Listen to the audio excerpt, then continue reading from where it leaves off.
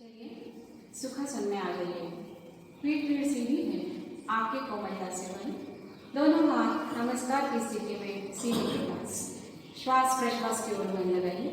हर एक प्रश्वास के साथ शरीर को शिथिल और शिथिल छोड़ने का प्रयास कीजिए।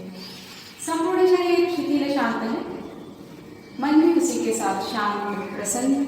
ईश्वर प्रणव संपूर्ण श्रद्धा भाव से खुले स्वर में दोहराना है।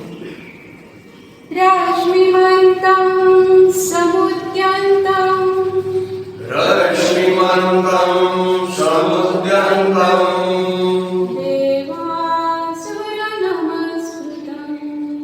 देवासुरनमस्कृतं पूजयस्व विवस्वन्तं पूजयस्व विवस्वन्तं भास्करं भुवनेश्वरम् भास्करं भुवनेश्वरम् हे जगतमित्र रवि तुम्हें प्रणाम। हे जगतमित्र रवि तुम्हें प्रणाम हे समान शुद्धक तुम्हें प्रणाम। हे समान शुद्धक तुम्हें प्रणाम हे विश्वमित्र रवि तुम्हें प्रणाम। हे विश्वमित्र रवि तुम्हें प्रणाम ओम राम मित्राय नमः। ॐ रामित्राय नमः हे शब्द प्रवर्तक तुम्हें प्रणाम। हे शब्द प्रवर्तक तुम्हें प्रणाम हे सर्व पूजनीय तुम्हें प्रणाम। हे सर्वपूजनीय तुम्हें प्रणाम ओम ह्रीं रवये नमः। ॐ ह्रीं रवये नमः हे उत्पादक तुम्हें प्रणाम। हे उत्पादक तुम्हें प्रणाम हे जग संचालक तुम्हें प्रणाम। हे जग संचालक तुम्हें प्रणाम ओम ह्रूं सूर्याय नमः।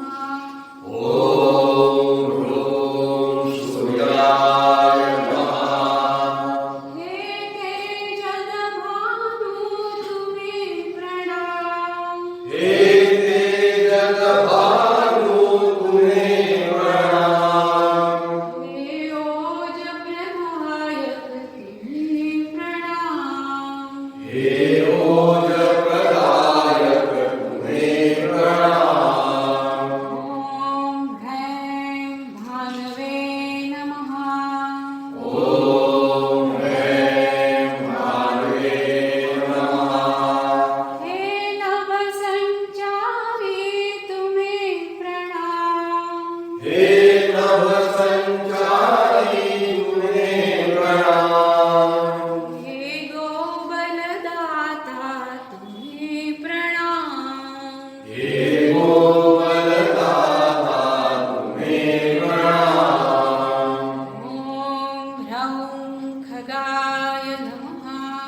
ॐ ह्रौं खगाय नमः हे पुष्टिदाता तुम्हें प्रणाम।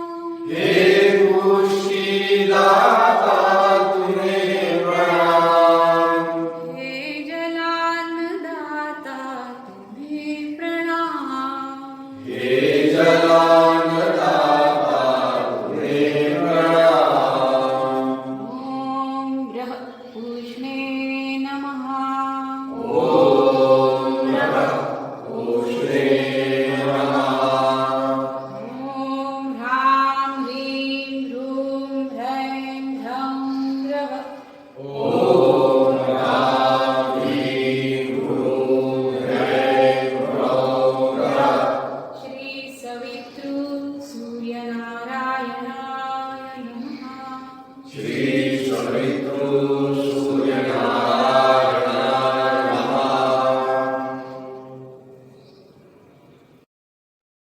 आज रविवार है। रविवार को हम लोग तो भगवान सूर्य की आराधना को महत्व देते हैं। रवि का ही तो वार है आज, बाकी तो अलग अलग ग्रहों के वार है, पर आज सूर्य नाम के ग्रह का बड़ा वार है। और यह जो सूर्य नाम का तारा है, बाकी सारे ग्रह है पर ये हमारा तारा है। और यह तारे का जो वार आता है वह मुख्यतः तेज, ओज, बल, आरोग्य इस दृष्टि से और उपयुक्त उपासना यानी सूर्य की उपासना होती है। सात्विक बल जो रहता है वो निर्माण करने के लिए गायत्री मंत्र का भी उपयोग होता है। आदित्य हृदय स्तोत्र, आप रामायण देखते हैं क्या? तो रामायण में कल ही आदित्य हृदय स्तोत्र आपने सुना होगा, वह बताया हुआ था। ये आदित्य हृदय स्तोत्र वगैरह इतवार को कहने से उसके अधिक लाभ होने लगते हैं। रोज तो कहना ही चाहिए, किंतु यह कहना उचित होता है, इसलिए हमने आज अलग अलग और सूर्य के जो नाम है, मंत्र है, उसके साथ उसके लाभ क्या होते हैं वह ज्ञेयता में समझने का प्रयास किया और उसी में ईश्वर प्रणिधान हुआ है हमारा। तो चलिए आज तो हम आगे उत्थित वेगासन के लिए भी तैयार हो जाएंगे, पर उत्थित वेगासन के लिए तैयार होते हुए आज इतवार है, रविवार, तो हम मर्यादित सूर्य नमस्कार जरा अच्छे ढंग से करने वाले। इसलिए पहले तो उत्थित वेगासन के बाद शरीर संचालन कर लेंगे और फिर हस्त पादांगुष्ठासन जो सीखे हैं और रोज करते हैं वह करेंगे। और उसके बाद में पवन मुक्तासन करने के बाद हस्त पादांगुष्ठासन अपने गुरु महाराज ने लेट कर भी करने के लिए बताए हैं। उन्होंने उसमें बहुत सहज रूप से लिखा है, 4 क्रमांक में वो करना चाहिए, 4 आदेशों में। और यह 4 आदेश कौन से हैं यह ख्याल में नहीं आ रहा था। बताया था कि उसका लेटे हुए पद्धति का अभ्यास हम बाद में करेंगे, तो आज हम उसका भी अभ्यास करने वाले हैं। और तत्पश्चात सूर्य नमस्कार बहुत अच्छे ढंग से करेंगे। गए वक्त किए थे इतवार को, अभी श्वास के बारे में बाद में बताएंगे, ऐसा कहा था, वह बताएंगे। तो चलिए पहले तो तैयार हो लीजिए उत्थित वेगासन के लिए।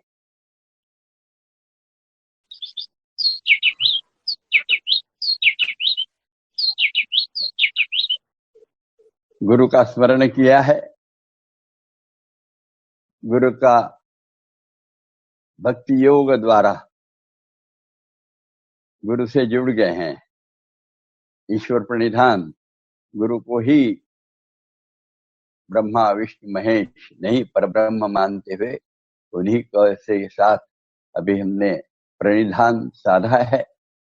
और अब गुरु पूजा की जो विधि है वह विधि प्रारंभ करने के लिए तैयार हो रहे हैं। तो चलिए खड़े हो लीजिए गुरु दिशा में मुख करते हुए, एड़ियां मिली हुई, हाथ नमस्कार में सीने से सटे हुए, शुद्धि कंठ की ओर, आंखें हल्की सी बंद। पूज्यपाद गुरुमूर्ति श्री जनार्दन स्वामी महाराज, इन्हें वंदन करने हम उत्थित वेगासन नामक आसन में जब खड़े हैं तो पाते हैं कि कलाई और सीना एक दूसरे को स्पर्श कर रहा है। वहां मन जाते ही और श्वास और प्रश्वास के साथ वह जो स्पर्श है कलाई और सीने का, उसमें अलगपन प्रतीत होता है। जैसे श्वास लेने के बाद जरा स्पर्श सघन लगता है तुलनात्मक, और प्रश्वास में तुलनात्मक शिथिलता का अनुभव आता है उस स्पर्श में। इस शिथिलता की ओर अधिक ख्याल करिए, मन एकाग्र करिए और कल्पना करते चलिए कि इस प्रश्वास में जितने शिथिलता का अनुभव आता है उससे अधिक शिथिलता दूसरे प्रश्वास में, तीसरे में उससे भी अधिक शिथिलता का अनुभव आने लगता है। अब यह शिथिलता केवल कलाई और सीना इतने ही भाग में सीमित नहीं है, तो पूरे शरीर में व्याप्त हो रही है।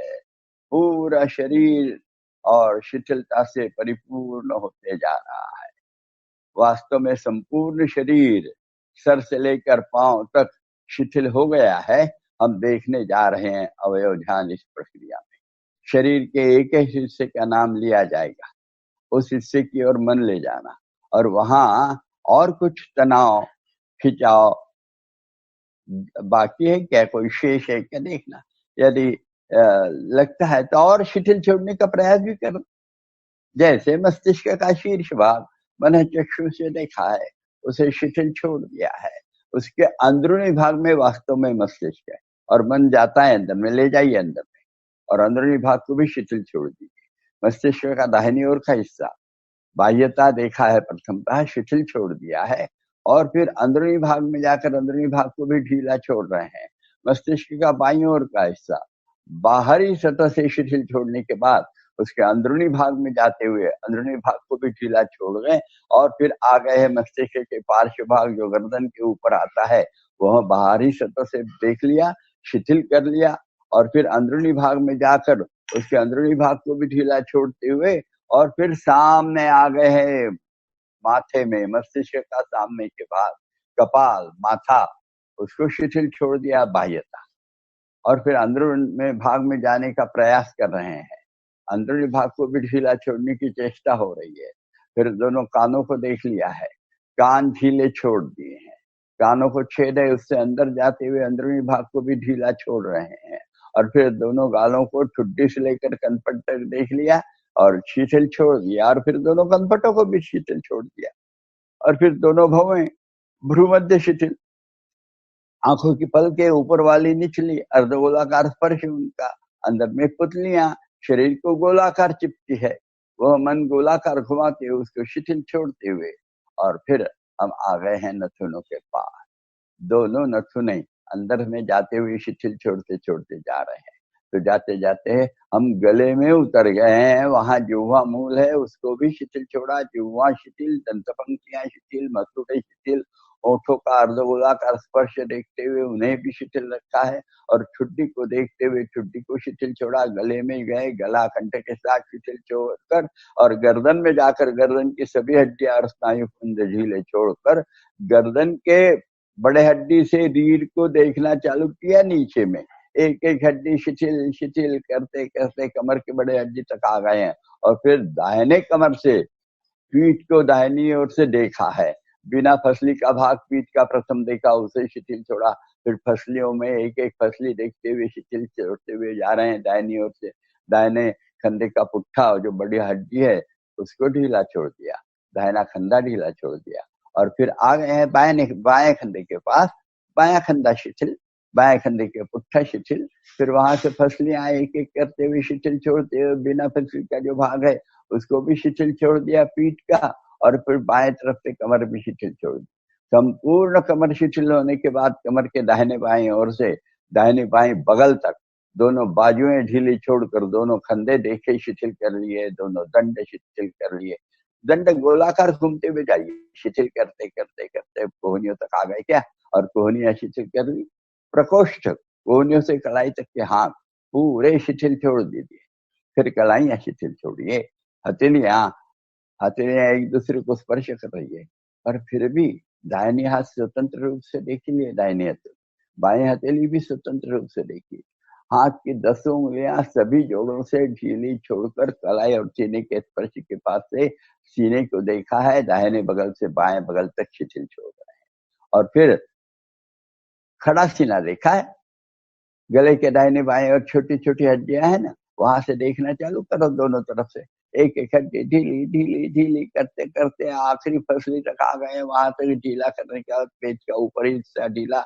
नाभि देखिए और रुकिए, नाभि के अंदर में चले जाइए, अंदर में 72,000 नाड़ियों का समूह है, अंदर से ही उसको संपूर्ण ढीला छोड़ दीजिए। मन कहीं भी जाता है याद करिए, उसको अंदर ले गए, वही ओटीपोट है तल पे, उसको भी ढीला छोड़िए, फिर जंघा के जोड़, नितंब पुट्ठे ढीले, जंघाएं वह भी गोलाकार है, गोल घूमते घूमते ढीले छोड़ते हुए, घुटनों की कटोरियां ढीली छोड़ दी, पीछे में स्नायु पुंज है वह भी ढीले छोड़े, और फिर घुटनों से टखनों तक पिंडलियां ढीली छोड़ी, दोनों पिंडलियां ढीले होने के बाद दोनों टखने दोनों ओर से ढीले छोड़कर एड़ियों का अर्धगोलाकार अस्तित्व देखा है, और अस्तित्व देखने के पश्चात फिर तलपा और जमीन के स्पर्श के पास मन ले गए हैं। कल पांव भी शिथिल है, पांव की 10 उंगलियां शिथिल छोड़कर उनका भी जमीन से हो रहा स्पर्श देखते हुए दोनों तल पांव पर समान भार है, दोनों घुटनों में समान वजन है, कमर में शरीर संतुलित है, यह देख लिया है तो शरीर शांत और स्थिर, मन भी शांत और स्थिर। ऐसे शांत और स्थिर शरीर मन से गुरु महाराज के समाधि की तरफ जा रहे हैं। समाधि मंदिर दिखने लगा है, देख लिया समाधि मंदिर, और वह मंदिर देखने के बाद समाधि का कक्ष, और उस समाधि कक्ष में अंदर जाते हुए दरिया बिछी है, वहां से अंदर में पहुंच गए हैं और गुरु महाराज को वंदन किया है समाधि के पास में जाकर, और बीच में इच्छा हो गई अब नतमस्तक हो लें, इसलिए बैठ गए वज्रासन में, हाथ पीछे बांध लिए, माथा जमीन में टेक दिया और टेक को गुरु महाराज को एक प्रार्थना कर रहे हैं। हे स्वामी जी, जीवन में समाधान, सुख और निरोगी अवस्था प्राप्त होने के लिए यथाशक्ति क्यों न हो, किंतु निरंतर योगाभ्यास कर पाऊं, इसलिए प्रेरणा तथा बल दीजिए। मन ही मन टिकाया हुआ माथा मन ही मन उठा रहे हैं और मन की आंखें भी खोली है। जैसे मन की आंखें खोली तो सामने गुरु महाराज की समाधि और उस पर लिखे हुए गुरु महाराज का संदेश लाल अक्षरों में 4 पंक्तियों में लिखा है। समाधानाय सौख्याय निरोगत्वाय जीवने योग में वाभ्यसेत प्राज्ञः यथा शक्ति निरंतरम। गुरु महाराज का संदेश और हमारा संकल्प दोनों ही एक ही है। पाकर अति वर्ष में गुरु महाराज के समाधि के दर्शन ले रहे हैं, समाधि पे अंकित गुरु पद चिन्ह देखे, शेषनाग की प्रतिकृति देखिए, और शेषनाग की प्रतिकृति का अर्थ समझ लेना। 3,500 साल पहले इस भरत भूमि में पतंजलि मुनि के रूप में शेषनाग, भगवान शेषनाग ने अवतार लिया था, और आधुनिक युग में अपने गुरु के रूप में ही वे अवतरित हुए, इस भाव से शेषनाग है। और फिर देखिए उसके पीछे में गुरुमूर्ति के पादांगुष्ठ दिखने लगे हैं, उसका दर्शन लिया है। पद कमल देखे हैं, चरण कमल देख रहे हैं, कटि कमल और कर कमलों को देखा है, रुत कमल मनुष्य चक्षुओं के सामने साकार उठा है, और अंततः मुखमंडल, मुख कमल मनश्चक्षुओं के सामने साकार हो रहा है। अनिमिष नेत्रों से देख रहे हैं अपने गुरु महाराज की ओर, पूर्ण मूर्ति साकार हो चुकी है, तेजस्वी मुखमंडल है, उन्नत भाल प्रदेश, माथे पे कुमकुम तिलक लगा हुआ है, स्नेह पूर्ण और आश्वस्त नयन है, वे स्मितवदन है, गले में रुद्राक्ष स्फटिक मालाएं विराजित है, वे आजान बाहु है, मोती देशी श्री कांति गेरुए वस्त्र प्रदान किए हुए हैं, कमल दलवत पांव और खड़ाऊ पहने हैं। ऐसी यह गुरु मूर्ति मानो हमें आशीर्वाद दे रही कि हमारा संकल्प, हमारी प्रार्थना पूर्ण होने जा रही। इससे आनंद में गुरु को स्तवन अर्पण करेंगे। गुरु स्तवन यहाँ से बताया जाएगा, हम दोहराएंगे खुले आवाज में, सुस्वर, सुस्पष्ट सावकाश, श्वास का अवकाश देखते हुए। गुरु स्तवन। गुरुर्ब्रह्मा गुरुर्विष्णु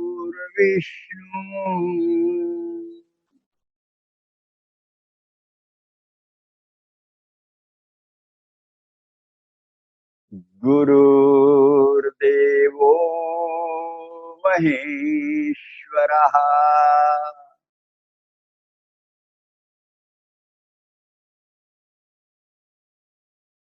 गुरु साक्षात् परब्रह्म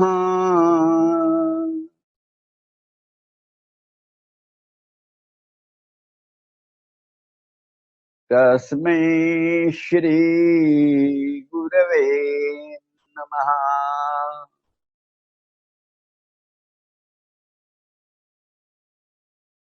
कृष्णाय वासुदेवाय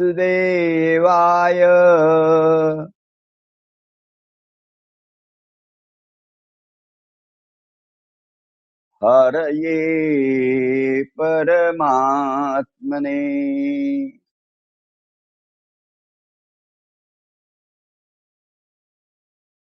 प्रणतक्लेशनाशाय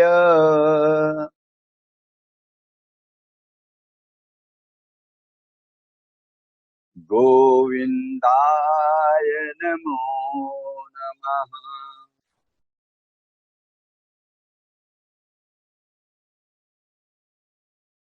गोविंदाय नमो नमः।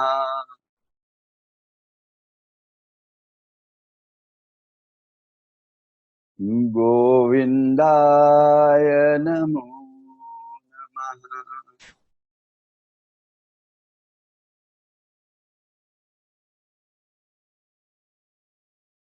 पुनः एक बार गुरुमूर्ति की ओर देखा है। प्रसन्न वदना वरदहस्ता गुरुमूर्ति के मानो आशीर्वाद प्राप्त हो गए। सारा योगाभ्यास जो गुरु पूजा के तौर पे करने जा रहे हैं वह सफलीभूत होने वाला है। यह अष्टविधा पूजा है गुरु महाराज की, और यह अष्टविधा पूजा सफलीभूत होने वाली है। इसी आनंद में प्रारंभ कर दें गुरु पूजा के विधि को। तो धीरे से हाथ नीचे छोड़ दें, आंखें खोल लें, पाँव में थोड़ा सा फासला ले लें 1-1.5 फीट का, दोनों तलपाओं और समान भार है देख लें, और तलपाओं से लेकर कमर तक का शरीर बिल्कुल स्थिर रखते हुए शरीर संचालन करने जा रहे हैं। हम सबको तो आ गया है, अब याद होगा। आज अब वर्णन नहीं करेंगे, क्रम देते जाएंगे और आप एकदम सही अग्नि परिपूर्णता 100% परिपूर्ण करने का प्रयास करना है। परफेक्ट होता है ऐसा नहीं, पर दिखता है कि इनका प्रयास 100% है, और वह प्रयास को ही अपने यहाँ गुण दिए जाते हैं, जो गुण गुरु कृपा का और प्रसाद के रूप में प्राप्त होता है। तो चलिए तैयार, शरीर के अंदर में मन डाल दिया है, तन और मन का योग चालू हो रहा है। प्रथम शरीर संचालन, कमर के ऊपर के शरीर को मरोड़ने वाले हैं दाहिनी तरफ, और उसमें रीढ़ में मन लगाना।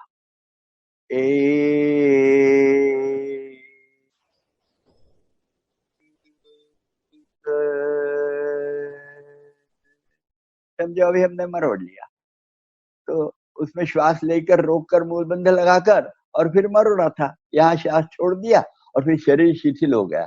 तब उसका लाभ लीजिए और देखिए रीढ़ की हड्डियां कमर के पास से मरोड़ सकते हैं क्या, सीने का पिंडा और मरोड़ सकते हैं क्या, उनकी हड्डियां मरोड़ सकते हैं क्या, दाहिना कंधा पीछे ले जा सकते हैं क्या, और फिर गर्दन मरोड़ कर ठुड्डी दाहिने कंधे के सीध में लाकर बंद आंखों से दाहिने कान देखने का और प्रयास कर सकते हैं क्या, और फिर शरीर में झांक लिया और फिर धीरे से वापिस आ रहे हैं। 2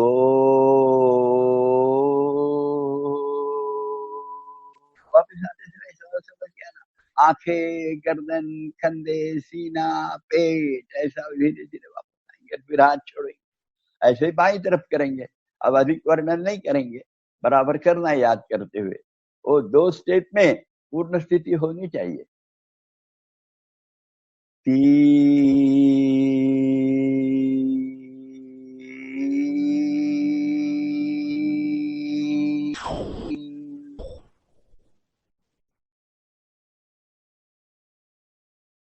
छोड़ दिया श्वास।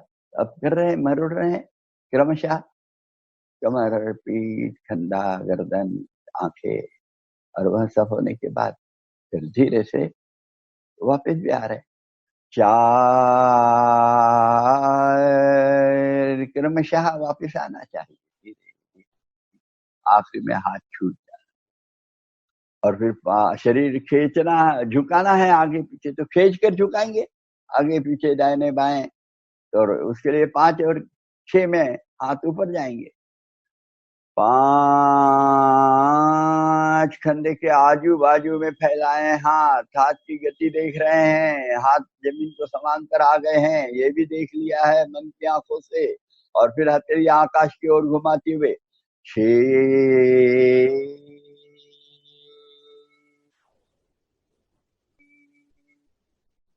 दंड कान को लग गए हैं, और शरीर ऊपर खींच लिया है, बगलों से, सीने से, पीठ के ऊपर ही बस मूलबंध सख्त लगाकर कान दंड पर दबाते हुए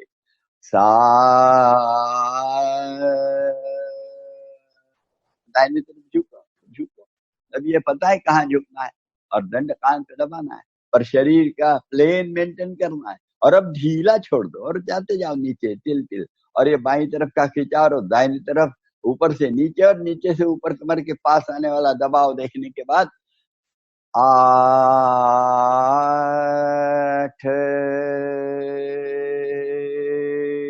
शरीर ऊपर खींचते हुए बाईं तरफ का दंड कान पे दबाते, 9,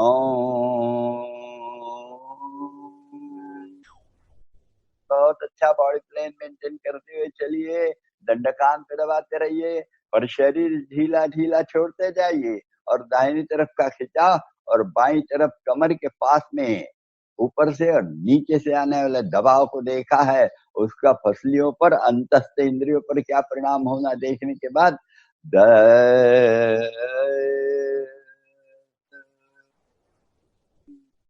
11 में पेट पुट्ठे जड़ना है, सामने खंडे गर्दन पीछे, पीछे मुड़ना है, 11,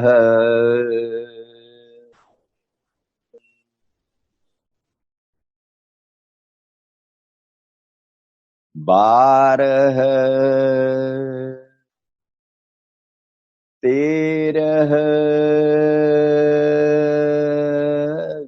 बढ़िया सीधी, बहुत अच्छा, सीधी जा रही है। अब ढीला छोड़ दिया, कमर ढीली, पीठ ढीली, रीढ़ ढीली, गर्दन ढीली, कंधे ढीले, कोहनियां ढीली, कलाइयां ढीली, उंगलियां ढीली, चेहरा भी ढीला और बढ़े हुए खून प्रवाह को देखा है चेहरे में, होंठ, गाल, नाक, कनपटे, आंखें, भौहें, सब भारी हो रहा है। शुद्ध खून प्रचुर मात्रा में दौड़ते हुए आ रहा है, सारे ज्ञानेंद्रियों को अधिक शुद्ध खून देकर उन्हें कार्यक्षम निरोगी बना रहा है। मस्तिष्क में भी प्राप्त हो रहा है शुद्ध खून, मस्तिष्क भी अधिक कार्यक्षम हो रहा है। इस भाव से थोड़ा देर रुकने के बाद ऊपर आना प्रारंभ कर रहे हैं 14 में, 14, 15, आ गए 14 में ऊपर। हाँ, आइए 14 में ऊपर।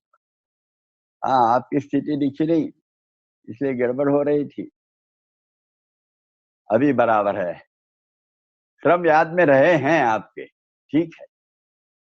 अभी 15 में समाप्ति की ओर, हाथ खंडे के तक नीचे आएंगे, 15,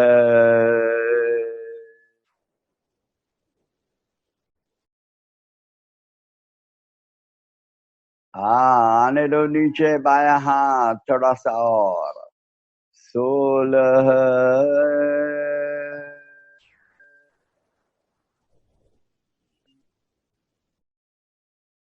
शरीर संचालन नाम की क्रिया पूर्ण हो गई। शरीर संचालन सब कुछ है।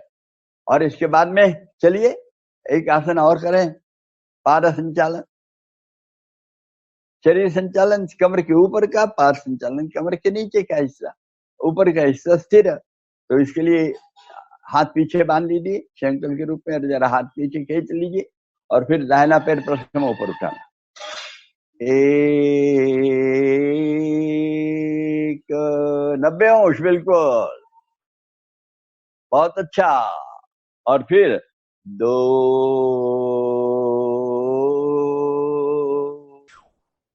अब यही पैर पीछे, 3,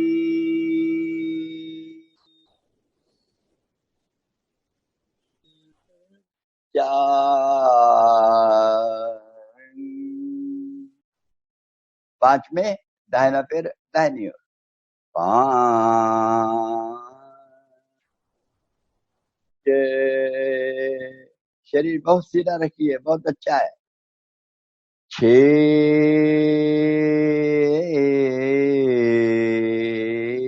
यही काम बाएं पर से करेंगे, बहुत अच्छा किया है, अच्छा और अच्छा करेंगे, 1,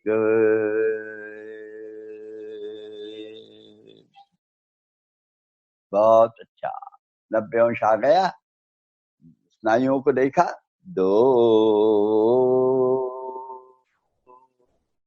स्नायुओं को देखना अंदर में क्या परिणाम होता है, अंदर अंदर में अच्छा मन चाहिए, 3 में पीछे ले जाना पैर, 3, घुटने में सीधा खींचो, पीछे में उंगलियां भी खींचो, 4,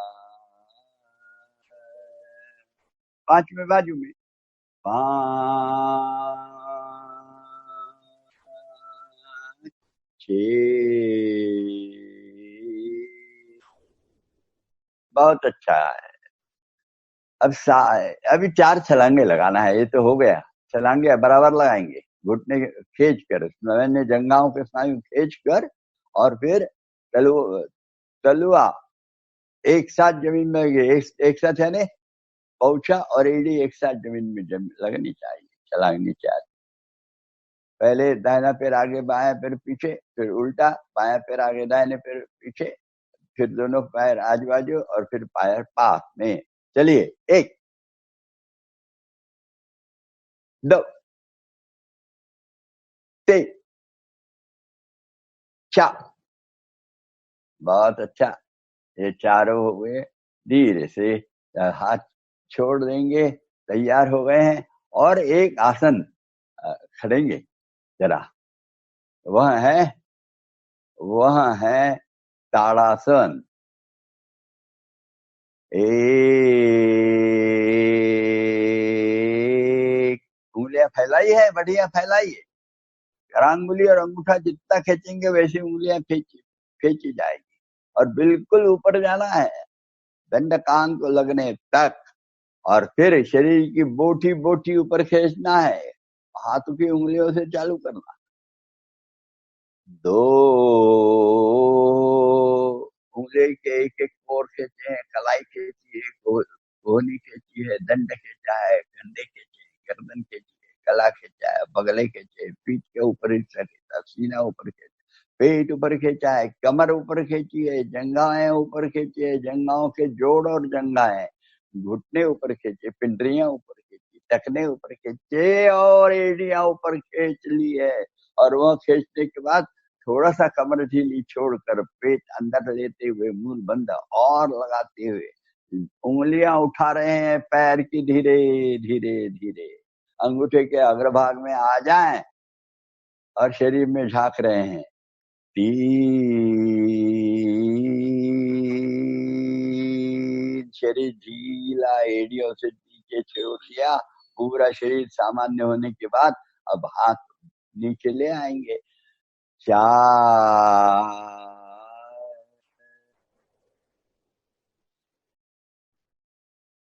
ये सब आसन करते समय मन में चाहिए अपन कि भाई आसन के लाभ क्या है, कहाँ हो रहा है परिणाम, सभी याद करना है, बहुत आवश्यक है ये सब। तो तैयार हो जाइए हस्तपादांगुष्ठासन के लिए। एड़िया मिला लीजिए। इसमें कैसे है, दाहिना हाथ बाजू से ऊपर जाएगा दंड खान छूने तक, और तो उसी समय दाहिना पैर भी सामने उठेगा। एक, हस्तपादांगुष्ठासन में बहुत अच्छी स्थिति हो गई। 2 में बाएं हाथ से पकड़ लेंगे अंगूठा दाहिने पैर का। 2, बहुत अच्छा। अब उठाइए थोड़ा सा पैर ऊपर, मूल बंधन लगा लीजिए, बहुत अच्छा। ये इसमें रुकना चाहिए थोड़ा सा। 3 में पांव छोड़ देना, 3, और 4 में हाथ और पैर नीचे ले आना, 4। ऐसा ही बाएं पैर से भी करना है, हस्तपादांगुष्ठासन बाएं पैर से। 1,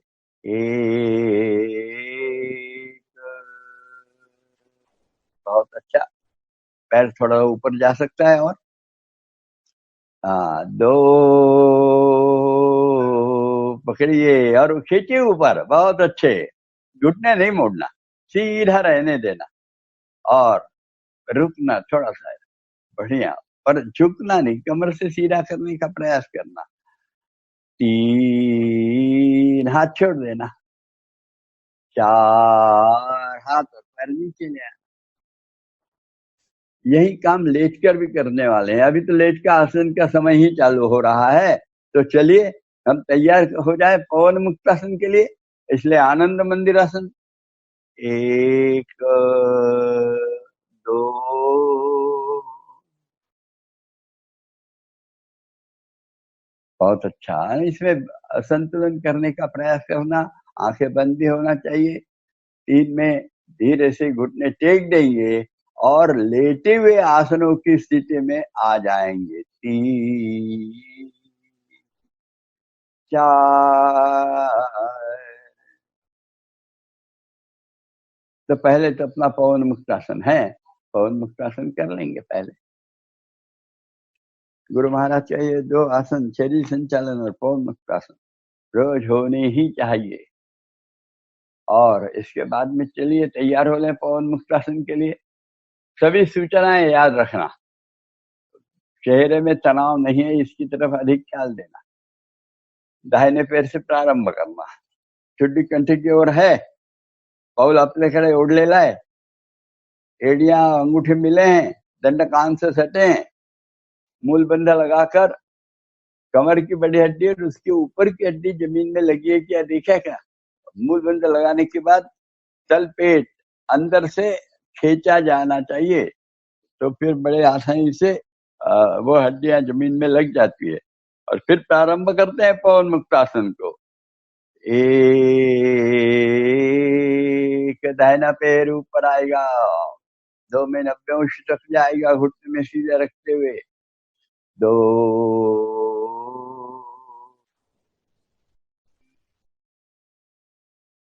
3, घुटने में मोड़ा, हाथों से पकड़ा, भूलना नहीं।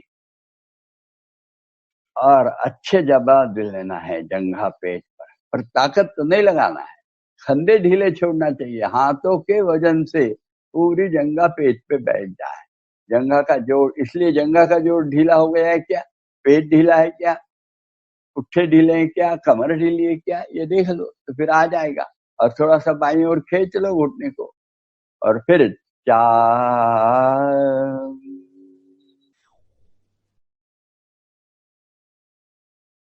3 बार एक दिशा से और 3 बार उल्टी दिशा से घुमाना है। तो इस समय पाउल अपने तरफ खींचा हुआ चाहिए, चेहरे पे तनाव नहीं चाहिए। 5, 6,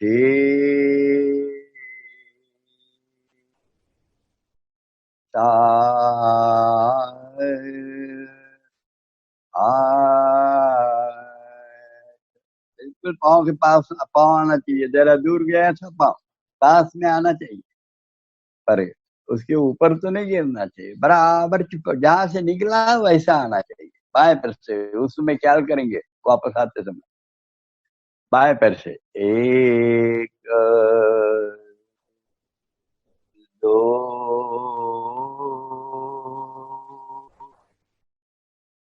3,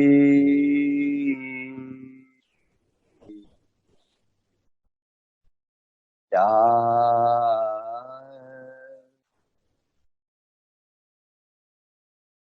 बहुत अच्छा, 3 बार। और उल्टा भी 3 बार।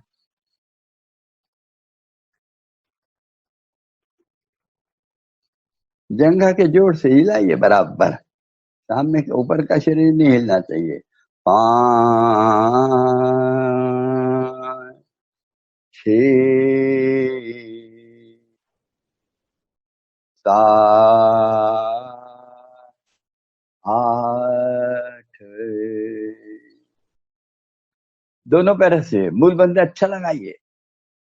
1, 45 अंश, बहुत अच्छे मूल बंद लगाए, किंतु पेट ढीला छोड़ा है। 2, 90 अंश, फिर भी सब बंद लगे पर पेट ढीला छोड़ा है। उड़ियान बंद भी आधा लगा है, फिर भी पेट ढीला छोड़ा है। 3, घुटनों से मोड़े, गर्दन उठा ली, हाथ पकड़ लिया, छुट्टी लगा दी। और अब ये 4 में लुढ़काएंगे दाहिने बाएं। 4, ये गठरी लुढ़का बढ़िया।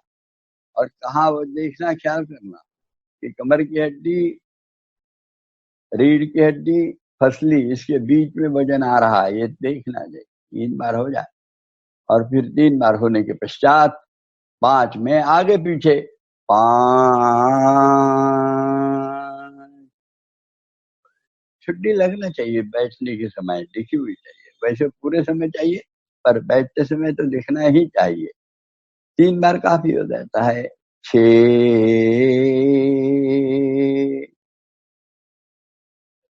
7 8 ये पवन आज वही याद दिलवाया था कि अपन हस्त पारांगुष्ठासन, जैसे अपने स्वामी जी ने लिखा है, पूज्यपाद गुरुमूर्ति श्री जनार्दन स्वामी महाराज, इन्होंने हस्त पारांगुष्ठासन में यह आसन की मूल स्थिति खड़े स्थिति में बताई जो हमने किए, पर उन्होंने और एक सूचना दी है कि यह आसन पीठ पर लेट के हुए आसन की स्थिति में भी 4 आदेशों में कर सकते हैं। तो आज वो सीख ले, करेंगे। एक में दोनों पैर ऊपर लेंगे 90 अंश तक, 1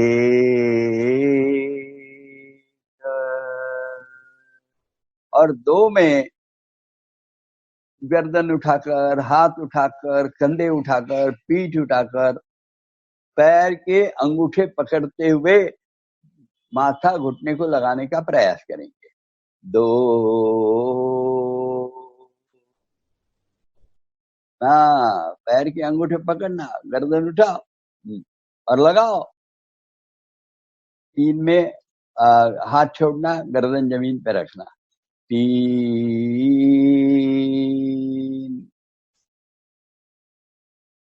4 पाँव नीचे रख लेना। ये है स्वामी जी ने बताया हुआ हस्त पादांगुष्ठासन पीठ पर। इसका भी उपयोग मुख्यतः यह जो आंव और है और पेट की स्नायु जो दुर्बल रहते हैं और उसके कारण बद्धकोष्ठ या फिर आगे जाकर वो प्रोलैप्स अंग बाहर निकलना जो कहा जाता है ना, वो आने लगता है। ये बीमारियां दूर करने के लिए आसन बड़ा उपयुक्त है और इसलिए इसको समझना चाहिए, करना चाहिए, इसका उपयोग हो जाए। तो अभी तो अपन आज आसनों में तो आज इतना ही आसन लेंगे और आज सूर्य नमस्कार में जरा अधिक ख्याल देंगे। अपना गत इतवार को सूर्य नमस्कार हुआ था किंतु मर्यादित ही हुआ, तो आज हम तैयार हो जाएंगे सूर्य नमस्कार के लिए। चलिए धीरे से करवट फेंक कर पेट पर लेटे हुए आसनों की स्थिति में आकर एक में दोनों हाथ सीने के पास में लेकर, सीने के पास एक में लीजिए, 1 2 में गर्दन उठाइए, 2 3 में आ जाइए वज्रासन में, 3 और 4 में खड़े हो जाएंगे। 4 घुटनों पे आकर हाथ का सहारा लेकर खड़े हो जाएंगे और सूर्य नमस्कार के लिए अपने चादर के सामने के छोर पर आ जाएंगे ताकि आपकी स्थिति दिखती रहे और आपका जो शरीर है अपने ही चादर पर पूरा रहे। आसन पर आसन वैसे जरा अच्छा लेना चाहिए, एक दरी भी चाहिए या कंबल चाहिए और उसके ऊपर अपना सूती, अभी तो आज के जमाने में अच्छा है सूत धुला हुआ शुद्ध और वस्त्र सफेद रखते हैं तो ज्यादा ही और शुचिता पवित्रता अपने आसन करते समय होने लगती है, इसलिए उसकी तरफ ख्याल चाहिए यह हो जाए। और सूर्य नमस्कार की स्थिति में एक चीज याद रखना है सूर्य नमस्कार की स्थिति में, जैसे आज पहले कर लेंगे एक बार, फिर रुकेंगे और फिर सोचेंगे, इस श्वास के बारे में सोचेंगे इस इतवार को, रविवार को। अगले वक्त हर नाम में क्या अर्थ है यह भी समझेंगे। तो आज तो केवल श्वास के बारे में सोचेंगे। तो पहले सामान्य जो याद है कैसे करते हैं, एक में जैसे ऊपर हाथ लेते हैं उसको कहते हैं ऊर्ध्व नमस्कार आसन, फिर 2 में नीचे आते हैं और हाथ पाउल पैरों के बाजू में रख लेते हैं, पाउल के बाजू में, और घुटने को माथा टेकते हैं। इसको हस्तपादांगुष्ठासन, हस्तपादासन कहते हैं। 3 में दक्षिण पाद प्रसरणासन करते हैं, यानी दाहिना पैर लंबा पसार देते हैं और पाँव नीचे, घुटनों से जरा जो पाँव है हमारा मोड़ कर, और पिंडरी और जंघा एक साथ में चिपक जाती है, वहां सीना भी चिपकता है। 4 में दूसरा पैर भी लंबा कर देते हैं बाया, और एक ऐसी ढलान पक्की करते हैं और सब वजन हाथों पे लेते हैं, शरीर सीधा हो जाएगा, जिसको द्विपाद प्रसरणासन कहते हैं। और फिर धीरे से जाकर घुटने टेकते हुए एड़ियों पर बैठ जाते हैं, हाथ पांव खिसकने नहीं चाहिए अपने जगह, तो इसको भुजानुआसन कहते हैं।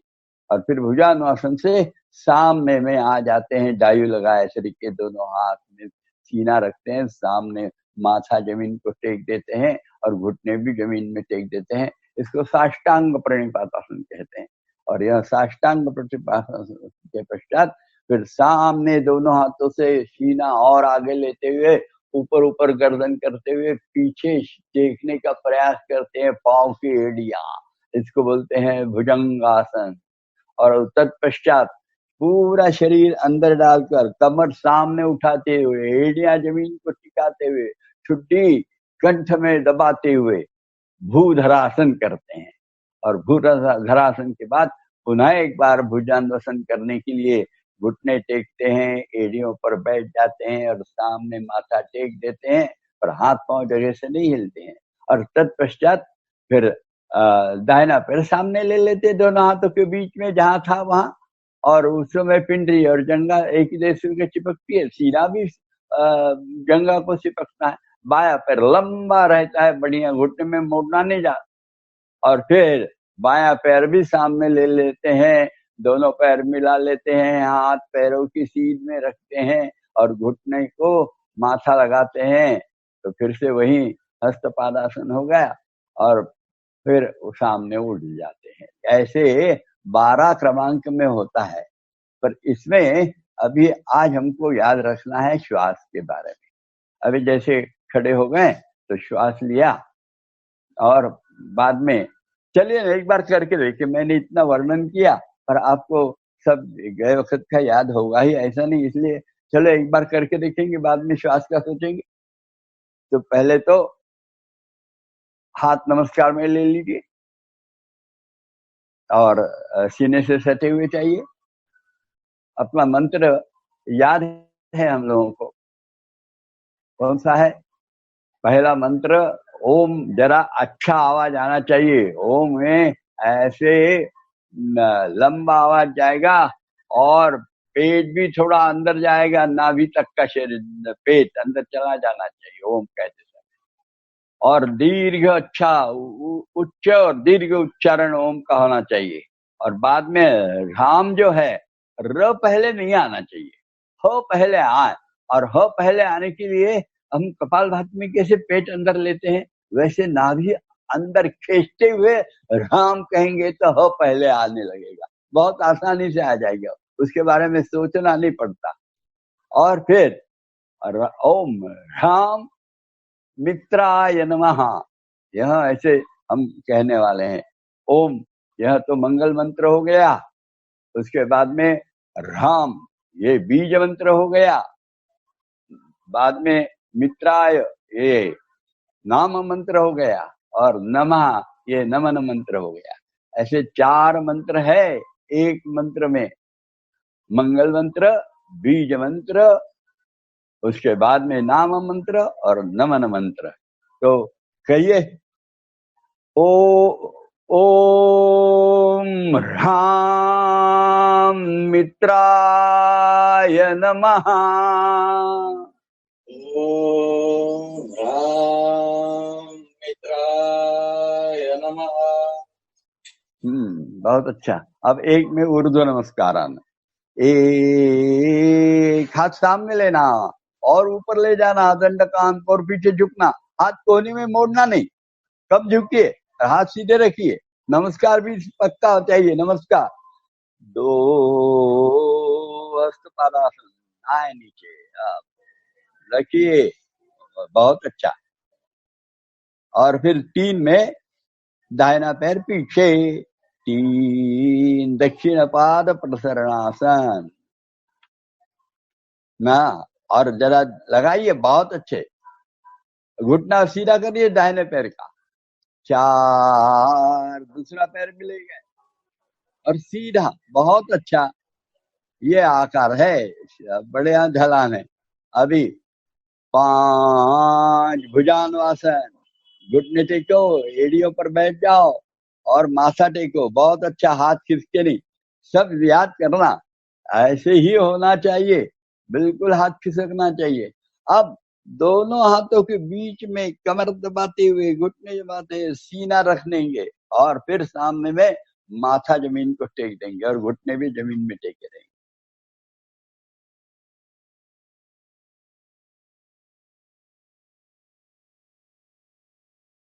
आगे ख्याल में थोड़ा सा आराम दिया है। 6,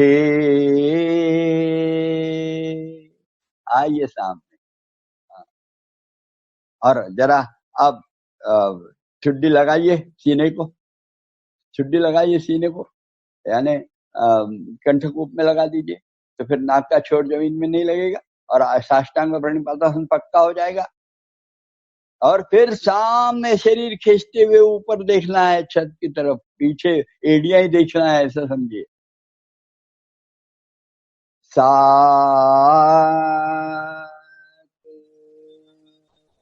बहुत अच्छा, थोड़ा सा और सामने शरीर को खींचना चाहिए था। अब 8 में अंदर जाएंगे, एड़ियां टेकेंगे, छुट्टी कंठे को लगाएंगे, 8, और कमर ऊपर से ऊपर ले जाएंगे, ले जाओ ऊपर कमर, और बहुत अच्छा। और 9 में फिर घुटने टेकते हुए, एड़ियों पर पुट्ठे रखते हुए, माथा जमीन को टेकते हुए भुजंगासन करेंगे। 9,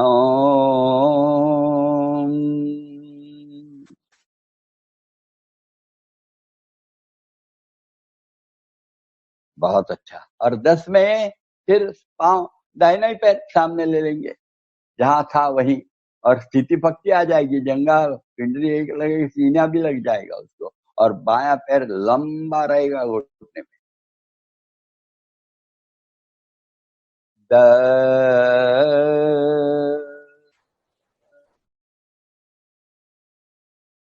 बहुत अच्छा। 11 में दूसरा पैर भी सामने लेंगे, घुटने एकदम सीधे और माथा इसमें घुटने में लगा हुआ। 11,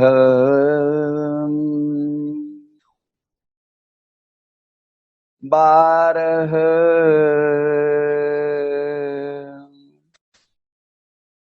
बहुत अच्छा। 12 में हाथ सामने रखे तो अच्छे, नहीं तो सामने वैसे भी हाथ उठा, जैसे सामने आ गए नमस्कार में आ सकते हैं, परिपूर्णता के लिए ठीक है, सामने लिया आपने, अच्छा किया। ये देखिए, ये सूर्य नमस्कार स्थिति हो गई। अभी फिर से हम करने वाले हैं, इस बार मंत्र नहीं कहेंगे, अभी केवल सीखेंगे।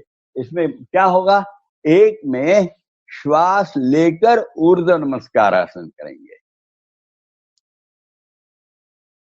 1 श्वास लीजिए, ऊर्ध्व नमस्कार करिए, और 2 में श्वास से रोका रहेगा, 2 में नीचे जाएंगे, 2 श्वास नहीं छोड़ेंगे, नीचे जाइए, पूरा हस्तपादासन का करिए, और ये श्वास छोड़ दीजिए यहां,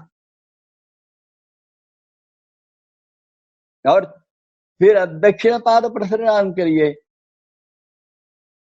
करिए दक्षिण पाद प्रसरण, और श्वास लीजिए, इसको रोक के रखिए और द्विपाद प्रसनासन करिए, द्विपाद प्रसनासन, और फिर आगे और भी कर लीजिए, भुजानुवासन, और करने के बाद श्वास छोड़िए, और ये श्वास छोड़ने के बाद फिर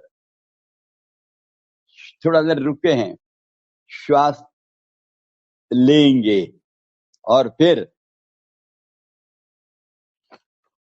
साष्टांग प्रणिपातासन करेंगे। चलिए, साष्टांग, श्वास लिया, साष्टांग प्रणिपातासन किया,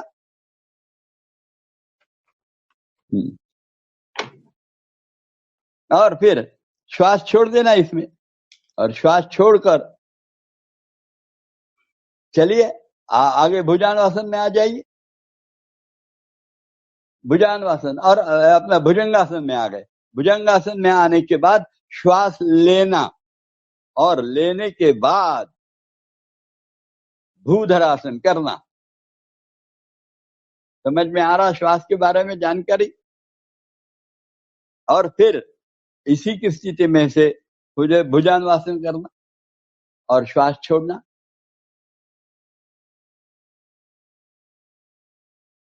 अब दक्षिण पाद संकोचनासन करना और श्वास ले लेना। दक्षिण पाद संकोचनासन करते बाद श्वास ले लेना और फिर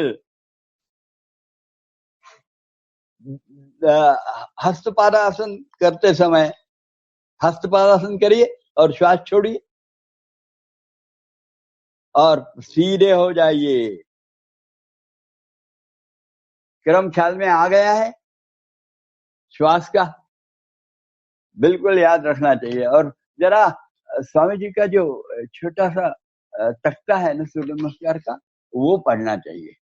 तो पढ़ने में आपको बारीकाई से पढ़ेंगे तो हर चीज याद आएगी। हर जगह लिखा है, केवल एक जगह थोड़ा सा छूटा था, उसके बारे में हम कहीं तो प्रिंटिंग प्रूफ मिस्टेक है या प्रिंटिंग मिस्टेक है, वो देखेंगे, पर वो हमको पता चलना चाहिए धीरे धीरे, और वह चलेगा। जो भुजंगासन के पहला जो भुजंगासन है उसमें श्वास छोड़कर थोड़ा देर रुकते हैं, ये ख्याल करना। तो यदि वैसा नहीं किया तो जो पहले दक्षिण पाद प्रसरणा के बाद में श्वास लिया है, वो श्वास द्विपाद प्रसरण में भी रहेगा, भुजंगासन में भी रहेगा और साष्टांग प्रणिपातासन करते समय भी रहेगा, पर उसके बाद में उस स्थिति लेने के बाद छोड़ेंगे। इतना किया तो भी चलेगा, बिल्कुल। और यदि हमको बीच में तकलीफ होती है तो आज जैसा बताया कि भुजंगासन करने के बाद श्वास वहां छोड़ देना, थोड़ा सा रुकना और फिर श्वास लेकर साष्टांग प्रणिपातासन करना, ये याद रखना। बहुत अच्छा हो गया। तो अभी हम आज दूसरा सूर्य नमस्कार करेंगे। इसी इसमें मंत्र है, मैं कह रहा हूं, आपको भी कहना है। इसमें बीज मंत्र में याद रखना है कि राम है, रीम है, रूम है, रहीम है, रौम है और रहा है, ऐसे मंत्र है। और अभी दूसरा आता है, और जो दूसरा मंत्र आ जाएगा वो है रवये नमः। तो हम रवये नमः के बारे में सोचेंगे। रवये यानी सबके पूजनीय है और शब्दों का उच्चारण जिसके कारण प्रारंभ होता है वह रवि है, तो उसको हम वंदन करेंगे। चलिए, ओम राम के बाद का मंत्र रीम। ओम ह्रीम रवये नमः। ओम भीम रवये नमः। हाँ, बीच बीच में रुकते नहीं है ना, एक ही श्वास प्रश्वास में होना चाहिए पूरा ना। अभी श्वास के बारे में बराबर ख्याल करिए। मुझे बताना श्वास के बारे में जरा कठिन जाएगा, आपको समझ लेना है, क्योंकि नाम देना, नंबर देना और श्वास के बारे में बताता है, ये तीनों चीजें एकदम से होती। चलिए, ऊर्ध्व नमस्कारासन 1 2 हस्तपादासन, श्वास छोड़ दिया, 3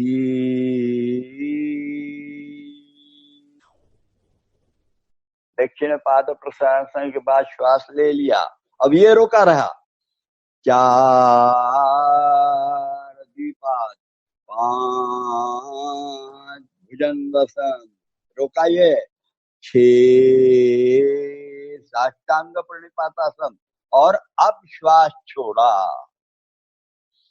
और फिर श्वास भुजंगासन करेंगे, 7 और श्वास लेंगे और 8 भूधरासन, ये श्वास रोके अवस्था में हो जाएगा, अंदर में जाएंगे। इसके बाद में 9 भुजंगासन, और इसमें श्वास छोड़ देंगे, थोड़ा देर रुकेंगे, और फिर पूर्ण श्वास छोड़ने के बाद हम पांव पास में ले लेंगे। दक्षिण पाद संकोचनासन, और फिर हस्तपादासन। श्वास लिया दक्षिण पाद संकोचनासन के बाद में, और अब यहाँ छोड़ दीजिए और छोड़कर ऊपर आ जाइए नमस्कार में, नमस्कारासन। ये है श्वास के बारे में जानकारी। यह श्वास के बारे में जानकारी पढ़ते हुए हम यह आसन करने चाहिए। अब मैं श्वास के बारे में कुछ नहीं बोलूंगा, केवल तीसरा मंत्र कहूंगा, और तीसरा मंत्र हम लोगों को कहना है सबको। चलिए, ओम ह्रूम सूर्याय नमः। ओम ह्रूम सूर्याय नमः। हाँ, मेरा आवाज आपने सुना था? मैंने आज गलती की है, मैंने रू पहले आ गया। तो हम गलती करेंगे तो गड़बड़ होगा, पर बाकी आपका आवाज बहुत अच्छा आया था, तो वैसे ही आना चाहिए। पेट अंदर लेते हुए स्वरोच्चारण ओम ह्रूम ऐसे होना चाहिए, याद रखिए।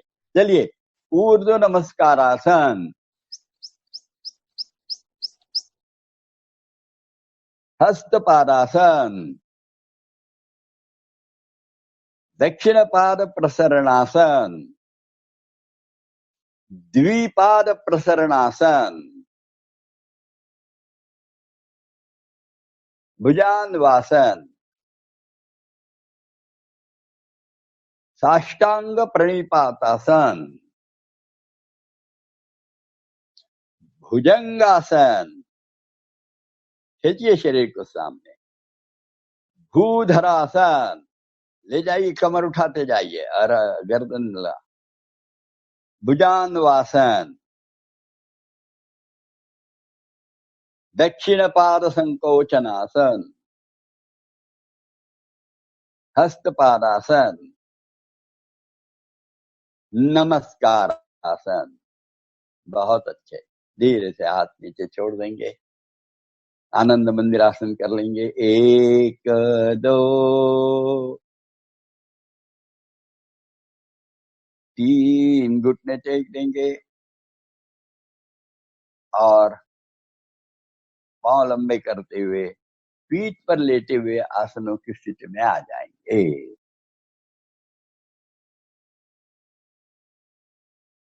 हाथ कमर के पास में 1 मिनट शवासन करते जा रहे हैं, पांव दूर, दोनों पैरों में फासला, हाथ कमर के बाजू में, आंखें बंद, गर्दन बाईं तरफ ढली हुई, और ढीला बदन छोड़ दीजिए, पूरा का पूरा एकदम ढीला।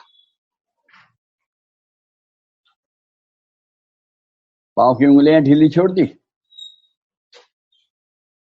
सब ढीला हो गया है।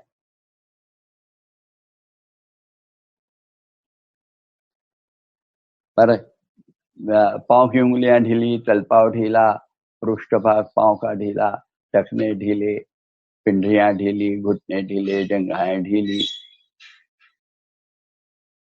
जंघा के जोड़ ढीले, पुट्ठे ढीले, कमर पूर्ण ढीली, बिल्कुल कमर से लेकर कंधों तक दोनों वजह से पीठ ढीली बिल्कुल।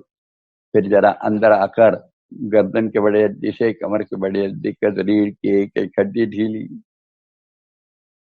और फिर वहां आने के बाद कमर के दाहिने बाएं ओर से ऊपर सामने पेट में आगे तलपेट ढीला छोड़ दिया, नाभि के पास में आकर नाभि शिथिल छोड़ी, नाभि के अंदर में जाते हुए अंदरूनी भाग को ढीला छोड़ा, ऊपर वाला नाभि के ऊपर वाला पेट ढीला छोड़ा।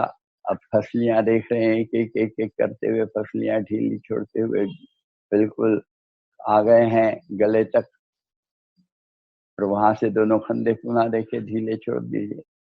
दंड देखिए, गोलाकार घूमते हुए ढीले छोड़े, प्रकोष्ठ कोहनियां ढीली छोड़िए, प्रकोष्ठ ढीले छोड़िए, कलाइयां ढीली छोड़िए, हथेलियां शिथिल छोड़िए और सभी उंगलियां सभी जोड़ों से ढीली छोड़ने के बाद उंगलियों के अग्रभाग से कंधे तक दोनों हाथ एक साथ देख लेंगे और फिर वहां कंधे तक आने के बाद कंधे के सामने के हिस्से से गले में आ गए, गला ढीला छोड़ा है, गर्दन भी ढीली छोड़ दी है और फिर जमीन में लगा हुआ सर का हिस्सा बाह्यता अंतर्भाग ढीला, मस्तिष्क दाहिनी ओर से ढीला, मस्तिष्क का पार्श्व भाग जो जमीन में लगा है वह भी ढीला और बाईं ओर से भी मस्तिष्क ढीला और फिर ऊपर वाला मस्तिष्क का शीर्ष भाग ढीला छोड़ दिया है और फिर वहां से सामने में कपाल की ओर आ गए, कपाल ढीला छोड़ दिया है, फिर दोनों कान ढीले छोड़ दिए हैं और फिर कानों में जाकर अंदर तक कान ढीले छोड़ने के बाद बिल्कुल ठुड्डी से लेकर और कनपट तक दोनों गाल ढीले छोड़ दिए, कनपट्टे ढीले, भौहें ढीले, भ्रू मध्य ढीले, आंखों के पलके ऊपर वाली निचली, अंदर से पुतलियां ढीली, दोनों नथुने अंदर में ढीले छोड़ रहे, वहां से गले में उतरे, गले में जिह्वा मूल दंत पंक्तियां ढीले छोड़ दिए, जिह्वा ढीली छोड़ी है, मसूड़े ढीले छोड़े हैं, होंठों का अर्ध गोलाकार स्पर्श देखते हुए ठुड्डी को ढीला छोड़ दिया है और फिर केवल नाक के पास में आ गए हैं और श्वास जो चालू है उसमें से बाहर जाने वाला श्वास, उसका जो हम आवाज है उसके साथ सारा अहंकार बाहर जा रहा है और श्वास जब अंदर आ रहा तो उस समय सो आवाज आता है। तो अब अहंकार गया, स्वार्थ गया, काम क्रोध लोभ मोह उसके पीछे में तो लटारे हैं वो भी निघत आहे, गाड्या बरोबर नयाची यात्रा म्हणतात ना, हे सगळे निघून जातात, स्वार्थ अहंकार गेल्याबरोबर काम क्रोध लोभ मोह मत्सर पळाले आणि मग केवळ शुद्ध मंदिर जे आहे देह त्याला आता देवाचं मंदिर करायचं, भगवान का मंदिर बनाना, यानी सो आ रहा है, उसकी प्राण प्रतिष्ठा करते जाइए हर वक्त, बाहर जाने दीजिए अहंकार स्वार्थ और सो को आने दीजिए अंदर। यह समझते हुए बड़े शांति से हम लोग शवासन किए, धीरे से केवल सुन ले कि आज हमने सूर्य नमस्कार अच्छे ढंग से सीखे हैं, उसके मंत्र बीज मंत्र नाम मंत्र सीखे, पर उसके पहले सूर्य की उपासना होती है वह हमने कही नहीं है और बाद में भी और सूर्य को वंदन करते हैं वह भी हमने कहा नहीं, पर वह कहना चाहिए। गत इतवार को हमने वह कहा था तो इसलिए वो बराबर याद रखते हुए जब हम सूर्य नमस्कार की कल से साधना करेंगे उसमें बराबर कहते जाना। अपने को यह हर इतवार को सब बताएं तो समय भी लगता है और आपको जल्दी जाना भी तो है, इतवार को ज्यादा काम रहता है ना, तो चलिए धीरे से करवट फेर के और हाथ पांव जगह पर हिलाकर उठ के बैठ जाएंगे।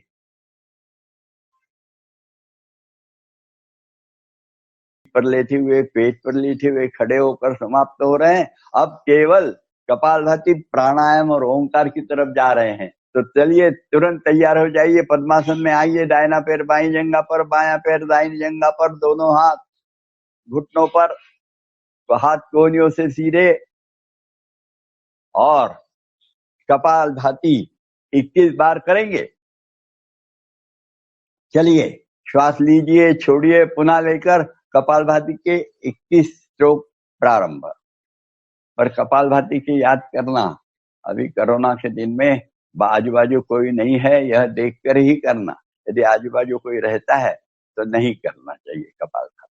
यह समझते हुए 21 बार पूर्ण हो रही है हमारी कपालभाति और यदि 21 बार पूर्ण हो गई तो रुक जाना, आंखें बंद करते हुए दीर्घ श्वास छोड़ना, और लेना नहीं छोड़ता और अच्छा बुढ़ियान बंद लगाकर एक 5 सेकंड रुकना और रुकने के बाद फिर सामान्य होना और फिर श्वासोश्वास चालू करना और वह होने के बाद बाएं हाथ का ख्याल करिए, बाएं हाथ की चिन्ह मुद्रा लेना है, तर्जनी का अग्रभाग अंगूठे में लगा देना और कोहनी कमर के पास लाना, हाथ औंधा रहेगा जंघा बाईं जंघा पर और फिर दाहिने हाथ की प्रणव मुद्रा लेना और फिर प्रणव मुद्रा में बायां यानी ईड़ा स्वर बंद कर लेना और दाहिने से पिंगला से लेंगे, पूरक करेंगे, यथाशक्ति 2 मंत्र रोकेंगे बंदों के साथ, वो भूलना नहीं कभी, और फिर 2 मंत्रों में छोड़ेंगे ईड़ा से, और फिर रुकेंगे एक बाह्य कुंभक करते हुए, और फिर लेंगे 3 बार दाहिने से लेंगे और 3 बार केवल चंद्र भेदन, बाएं से लेकर बाएं से ही छोड़ेंगे बंदों के, यानी सभी कुंभक वगैरह सब होगा। चलिए तैयार है? गुरु का स्मरण कर लिया है, गुरुपदिष्ट मार्गेण कर रहे हैं, अच्छा प्रारंभ हो रहा है। तो चलिए श्वासोश्वास देखिए, श्वास अंदर में देखना, और वह कुंभक के अंदर में, रीढ़ के अंदर में क्या परिणाम होते हुए देखते हुए रहना है। यह तो बहुत सुंदर उपाय है। तो श्वास लिया, छोड़ा, पुनः लेने के बाद, छोड़ने के बाद लीजिए दाहिने से। श्री राम, जय राम, जय जय राम। रोकिए। श्री राम, जय राम, जय जय राम। श्री राम, जय राम, जय जय राम। बाएं से छोड़िए। श्री राम, जय राम, जय जय राम। श्री राम, जय राम, जय जय राम। रोकिए। श्री राम, जय राम, जय जय राम। दाहिने से लीजिए। श्री राम, जय राम, जय जय राम। रोकिए।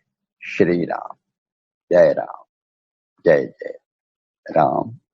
श्री राम, जय राम, जय जय राम। छोड़िए बाएं से। श्री राम, जय राम, जय जय राम।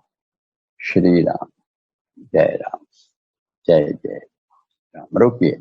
श्री राम, जय राम, जय जय राम। दाहिने से लीजिए। श्री राम, जय राम, जय जय राम। रोकिए। श्री राम, जय राम, जय राम।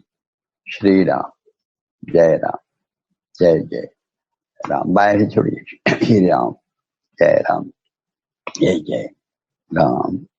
श्री राम, जय राम, जय जय राम। रोकिए। श्री राम, जय राम, जय जय राम। बाएं से लीजिए। श्री राम, जय राम, जय जय राम। रोकिए। श्री राम, जय राम, जय जय राम। श्री राम, जय राम, जय जय राम। बाएं से छोड़िए। श्री राम, जय राम, जय जय राम। श्री राम, जय राम, जय जय राम। रोकिए। श्री राम, जय राम, जय जय राम। लीजिए। श्री राम, जय राम, जय जय राम। रोकिए। श्री राम, जय राम, जय जय राम। श्री राम, जय राम, जय जय राम। छोड़िए। श्री राम, जय राम, जय जय राम। श्री राम, जय राम, जय जय राम। रोकिए। श्री राम, जय राम, जय जय राम। लीजिए। श्री राम, जय राम, जय जय राम। रोकिए। श्री राम, जय राम, जय जय राम। श्री राम, जय राम, जय जय राम। छोड़िए। श्री राम, जय राम, जय जय राम। श्री राम, जय राम, जय जय राम। रोकिए। अभी फिर से और एक बार करेंगे। लीजिए बाएं से। श्री राम, जय राम, जय जय राम। रोकिए। श्री राम, जय राम, जय जय राम। श्री राम, जय राम, जय जय राम। छोड़िए। श्री राम, जय राम, जय जय राम। श्री राम, जय राम, जय जय राम। रोकिए। श्री राम, जय राम। और एक बार करेंगे। श्री राम, जय राम, जय जय राम। रोकिए। श्री राम, जय राम, जय जय राम। श्री राम, जय राम, जय जय राम। छोड़िए। श्री राम, जय राम, जय जय राम। श्री राम, जय राम, जय जय राम। रोकिए। श्री राम, जय राम, जय जय राम। धीरे से शांत, नाक छोड़ दें पकड़ा हुआ और शांति से बैठ लें। कैसे दोनों कनपटों में शांत हो गया है। प्राणायाम का परिणाम तुरंत दिखने लगता है बहुत बार। और आप गर्मी जरा बढ़ गई है इसलिए 3 के बदले 5 बार चंद्रभेदन कर लिया, यानी गर्मी की कष्ट नहीं होना चाहिए। पर गुरु ने बताया है दाहिने नथुने से प्रारंभ करो, वह गुरुपदिष्ट मार्ग कभी छोड़ना नहीं। ऋतु बदल रहा, क्या हो रहा है देखें बाद में, पर उन्होंने बताया है और उन्होंने दिए हुए सभी सूचनाओं का पालन किया। तो अभी कैसे याद में आ गया मुझे कि अरे आज तो गर्मी ज्यादा है तो अपन 3 बार कर लें, और इसलिए 3 के बदले 5 बार कर लिया। और 5 बार जैसे किया है तो हमें एकदम शांति का अनुभव आ गया है, और ऐसा ही अनुभव लेना चाहिए। इसके बाद में बड़े दत्त चित्त होकर नारायणानुसंधानम के साथ, नारायणानुसंधानम का अर्थ समझ लेना, हम अपना आवाज जो निकालते हैं हर वक्त सुनते हैं ऐसा नहीं रहता, मन इधर उधर भटकता है। तो अपना आवाज जो है ओंकार का ध्वनि वह सुनते रहना है अखंड दोनों कानों से। उसी समय मस्तिष्क के अंदर में, पूरे मस्तिष्क के अंदर में होता है कंपन, उसको देना। और आगे सीने में पास में होते हैं, कहीं होते हैं। जब वो हम आवाज सुनते हैं ओंकार का नाद, उस समय गले के अंदर में भी और अलग अलग आवाज आते हैं। जैसे ज्योति कभी देखेंगे ना आप, ज्योति में यदि आप देखेंगे तो एक उजाला बाहर दिखेगा, एक ऐसा घनिष्ठ उजाला दिखेगा, एक और अंदर में अलग प्रकार का उजाला दिखेगा, और ज्योत अलग दिखेगी, ज्योत का जो मूल है वो सब अलग अलग दिखता है। वैसे ध्वनि का भी है, ध्वनि अलग अलग अलग दिखते हैं। जहां से निकला वहां एक आवाज आता है, उसके ऊपर में दूसरा आवाज आता है। तो ये सारे आवाजों को, सूक्ष्म नाद जितने हैं उन सबको सुनते हुए और फिर करना चाहिए। और आखिरी में रुक जाते हैं तो श्वास लेते हैं तो और घर्षण होता है, उसको भी सुनना। ऐसे ढंग से यदि हम नादानुसंधानम का ओंकार हरिओम तक करते हैं तो बहुत अच्छी बात है। आज आप करते रहिए एक के बाद एक, और बिल्कुल मैं हरिओम कहूंगा तभी रुकना, आपको करते रहना है, अखंड करते रहना है। चलिए, शांत हो गए, गुरु का स्मरण कर लिया है, ईश्वर का जो स्वरूप है तस्य वाचका प्रणवाः, यानी ईश्वर का नाम है और पुकार रहे हैं हम, बिल्कुल द्रौपदी की तरह बुला रहे हैं। तो आएंगे और गुरु के रूप में आए हैं और उन्हीं की कृपा हमको प्राप्त हो रही है। इस भाव से ओंकार के लिए तैयार। श्वास लीजिए, छोड़िए, पुनः लेकर ओंकार प्रारंभ। ओम।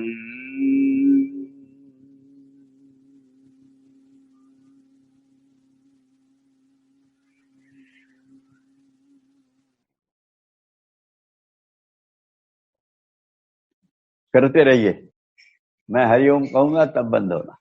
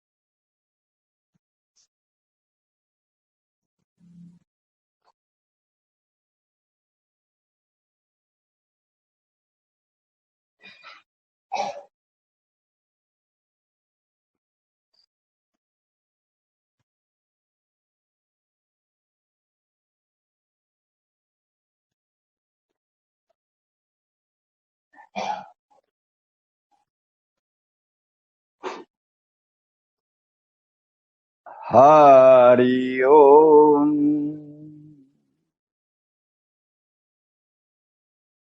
शांत बैठे हैं, सीने में ख्याल दिया है, श्वास प्रश्वास भले ही होते रहे किंतु उसकी अनुभूति नहीं आ रही है सीने में।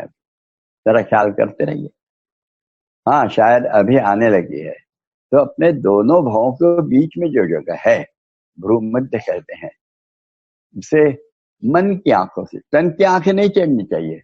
हम जब देखना जाते हैं तो आप तन की आंखें ऊपर चढ़ जाती है। वैसे नहीं होना चाहिए, केवल मन से देखिए और अपलक नेत्रों से मानो देख रहे हैं। देखते रहिए अक्षुण।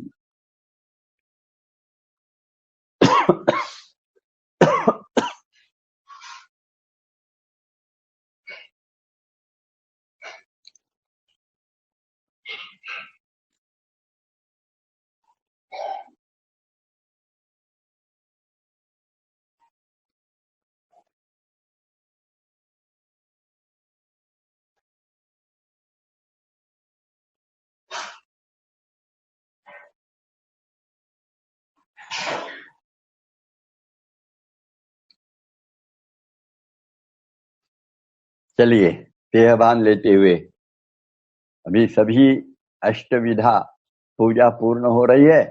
अब नैवेद्य लगा दिया है, जो हमको ले जाना है, समाधान सुख और निरोगत्व का प्रसाद सामने रखा हुआ है। बस अब चालू करिए आरती के लिए। प्रार्थनासन में आ जाइए धीरे से। प्रार्थना आसन, घुटनों के बल खड़े हो गए, घुटने मिले हुए, एड़ियां मिली है, अंगूठे मिले हुए हैं, उंगलियां सोई है, हाथ नमस्कार में सीने से सटे हैं, छुट्टी कंठ की ओर है, आंखें हल्की सी बंद है, श्वास प्रश्वास को देख रहे हैं। और फिर एक एक पंक्ति बता रहा हूं, बड़े गौर से कहते जाना। पूर्ण प्रार्थना, एक एक पंक्ति बताई जाएगी और दोहराना है। अभी हमको याद हुआ है नहीं, पता नहीं, इसलिए अभी एक एक पंक्ति ही होगी और आप बाद में उसको दोहराएंगे। असंख्यात नावे जया रे लोक,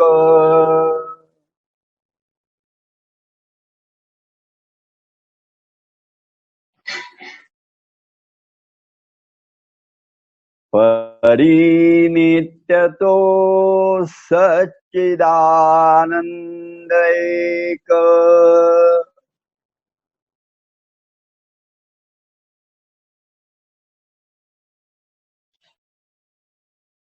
जयाचा बळे चालतो हा पसारा,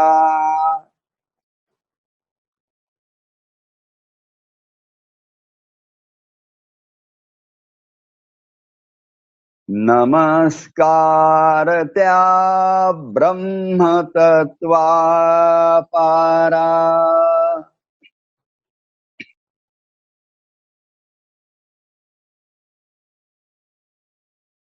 नभी सूर्य विश्वास जो तेज देतो,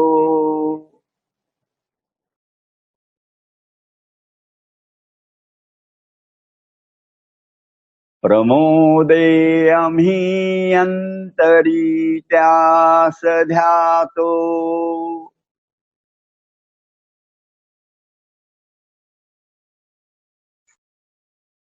तये प्रेरणा बुद्धि ते देत जावी,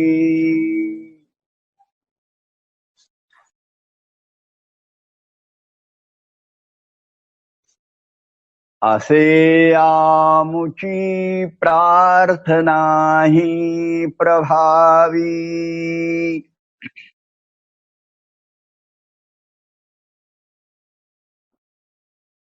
प्रभो पूर्ण आरोग्य आम्हा असावे,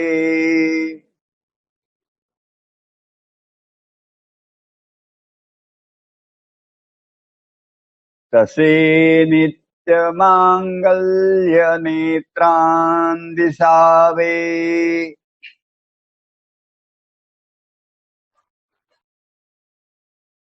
कधी दैन्य दारिद्र्य आम्हासी ना हो,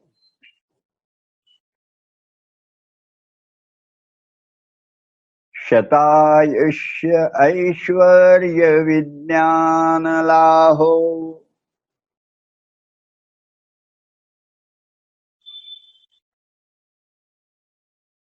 योगेन चित्तस्य पदेन वाचाम्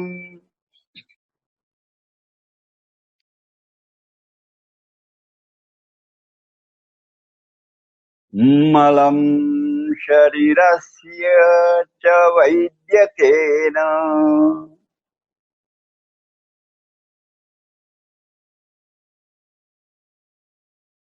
योपाकरोत्तं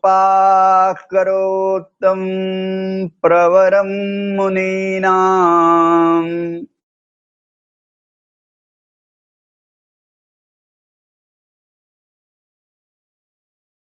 पतञ्जलिं प्राञ्जलिरानतोऽस्मि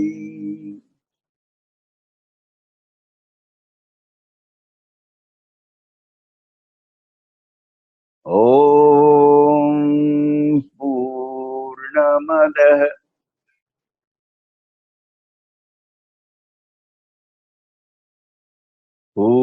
पूर्णमिदम्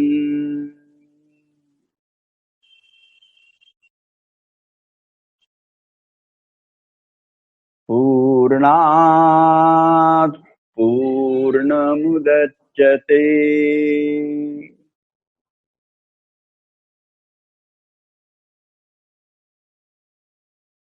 पूर्णस्य पूर्णमादाय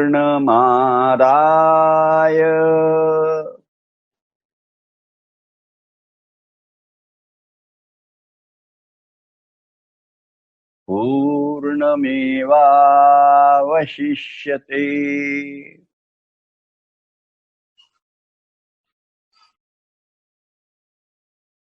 ॐ शान्ति शान्ति शान्तिः।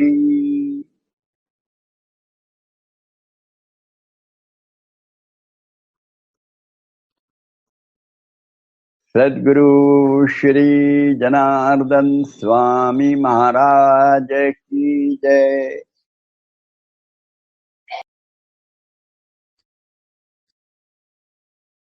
धीरे से हाथ नीचे छोड़ देंगे, पीछे बांध लेंगे, एड़ियों पर बैठ जाएंगे और सामने माथा टेक देंगे और कहेंगे तेरा तुझको अर्पण क्या लागे मेरा, मेरा तो बस प्रसाद आप दीजिए, वही काफी हो जाएगा। समाधान सुख और निरोगत्व वाला वह लेके हम अपने जीवन को बहुत बहुत और सुखी बनाएंगे, यशस्वी बनाएंगे। सभी संकटों से जूझते हुए, मात करते हुए यशस्वी जीवन जिएंगे। धीरे से उठ के बैठेंगे। तो सूर्य नमस्कार तो हो गए। इतवार को, रविवार को हम लोग एक काम हर रविवार को करते हैं। आश्रम में जब जाते हैं, आश्रम का यह संस्कार ही है।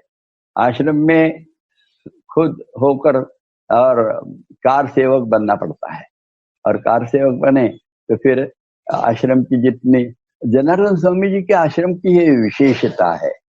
यहाँ सभी जो योग कार्य चालू है कितने 70 साल से, वह सब निःशुल्क चालू है। उनके जो ग्रंथ हैं वे ग्रंथ भी अत्यल्प कीमत में, और अपन उसको कीमत ना कहें, सहयोग राशि कहते हैं। थोड़े से दान के स्वरूप में आप पैसे देते हैं, अत्यंत अल्प कीमत में उसको और अपन देते हैं लोगों को।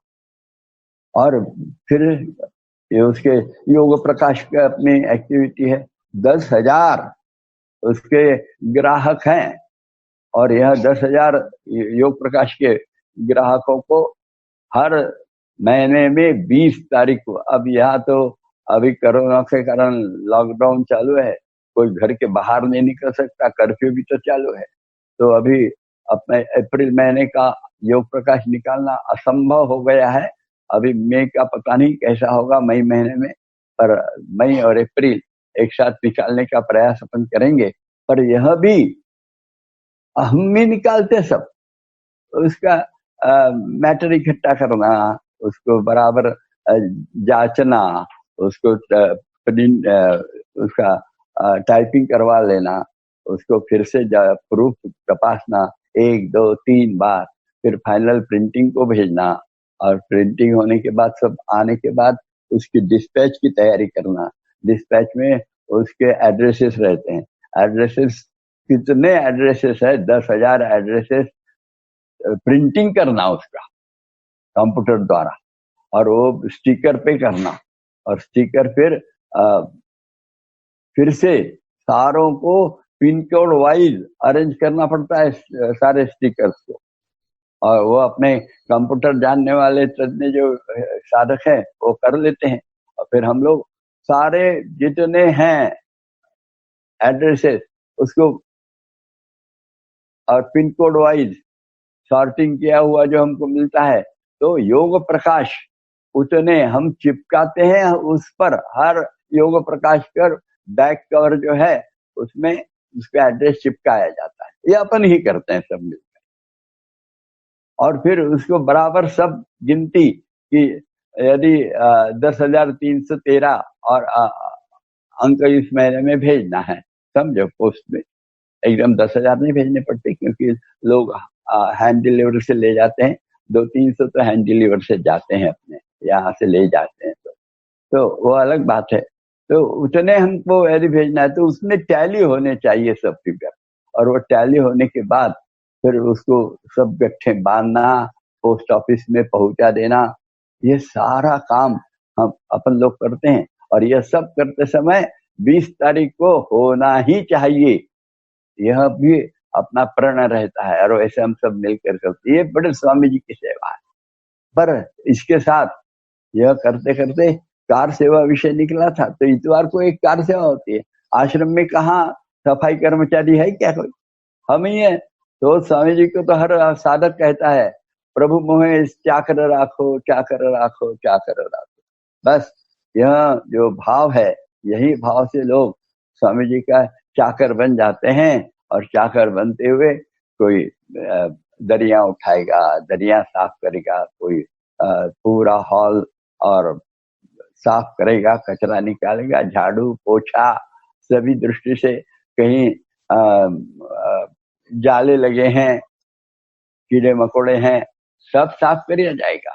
कहीं बत्तियां खराब हो गई तो ट्यूबलाइट बदलना, ये सारे काम, समाधि के आजू बाजू का सारा एरिया साफ कर लेना, दरवाजे साफ करना, खिड़कियां साफ करना, ग्रिल साफ करना, आजू बाजू का परिसर पूरा का पूरा साफ करना, ये सारा संडास बाथरूम जो है उसको भी साफ करना, ये सब हम लोग करते हैं। तो आज इतवार है, तो आज इतवार है, तो आज तो आश्रम में हम नहीं जा सकते, पर हमको यह जो आश्रम में कार्य सेवा करते हैं, इसमें से कुछ आश्रम सेवाएं ये दिनों में, क्योंकि बाहर का अंदर नहीं कोई आ सकता ना, मना है, और प्रिकॉशन की दृष्टि से कोई हम आने भी नहीं देते। पेपर वाला क्या बंद कर दिया है, सफाई करने वालों को, झाड़ी पोछे वालों को भी बंद करने, तो फिर क्यों नहीं हम लोग ऐसा करें कि अभी कुछ जिम्मेदारियां हम ही घर की ले लें। घर में हाथ बटोरते हुए यदि हम कर लेते हैं कुछ काम, तो बहुत अच्छा हो जाएगा। और ऐसे यदि हमारा काम हो जाता है, तो ये स्वामी जी का जो और कार सेवा का भाव है, वो कार के बाद में घर सेवा इसमें भी जुड़ जाएगा। और यदि महिलाओं को गृहिणी कहते हैं, तो इसको भी केवल गृहस्थ नहीं कहा जाएगा, तो गृह में रहते हुए घर को साफ सुथरा करने वाला एक असली गृहस्थ हो जाए, ऐसे भाव हर योग साधक के अंदर में जागृत हो। यह कोरोना की एक नई देन है हम लोगों को। हर बुरे में कहीं अच्छा छिपा रहता है, हर काले और बादल को सफेद और चांदी की किनार रहती है ना, वैसे है ये। कितना भी बुरा रहे समय, पर कुछ नई चीजें हमारे जीवन में हमको प्राप्त हो रही, वह जरा गौर से देखते हुए आज हम उसी कार सेवा के लिए जल्द से जल्द घर जाएं, आज यही रुक जाए।